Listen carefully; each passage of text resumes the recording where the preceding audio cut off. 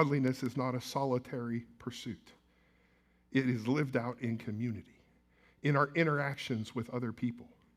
You see, there's transformative power in our shared experiences of Christ with others.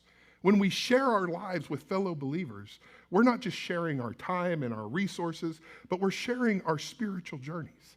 It's why small groups are so important, and we want you to get involved in a Christ group, because you're building that relationship with other people.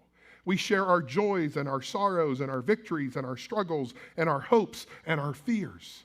And in doing so, we're not just strengthening our bonds with those people, we're also strengthening our relationship and deepening our relationship with Christ. As we share those experiences, we learn from each other. We grow together. We're transformed together. In the words of the renowned author C.S. Lewis, he says this: friendship is born at that moment when one person says to another, "What? You too? I thought I was the only one."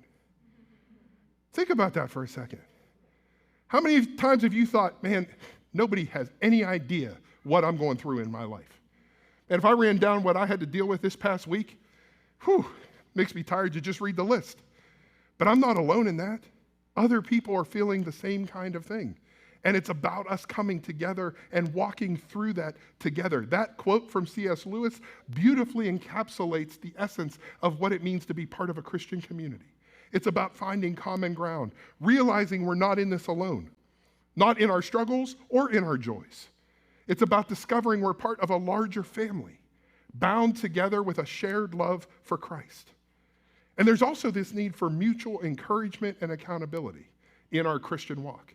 So as we share our lives with fellow believers, again, we're not just sharing the experience, but we're also sharing the responsibility. We're called to encourage one another, to uplift one another, to hold each other accountable. And here's the deal, it's not a burden. It shouldn't be a burden. It's actually a blessing to help other people to stay focused on the path, to remain steadfast in the faith, and to grow in their relationship with Christ. And when we do that, it actually allows us to serve others. As we share our lives with fellow believers, we're not just sharing our experiences or our responsibilities, but we're also sharing our gifts. We're called to serve each other, to use our gifts to benefit other people. That is what the Feed the Berg initiative is all about.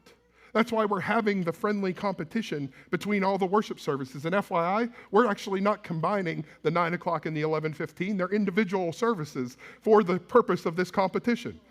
We're all working together. The goal should be, hopefully, we all end up tied at the end and we filled a truck and sent it to Shem, because that's the goal.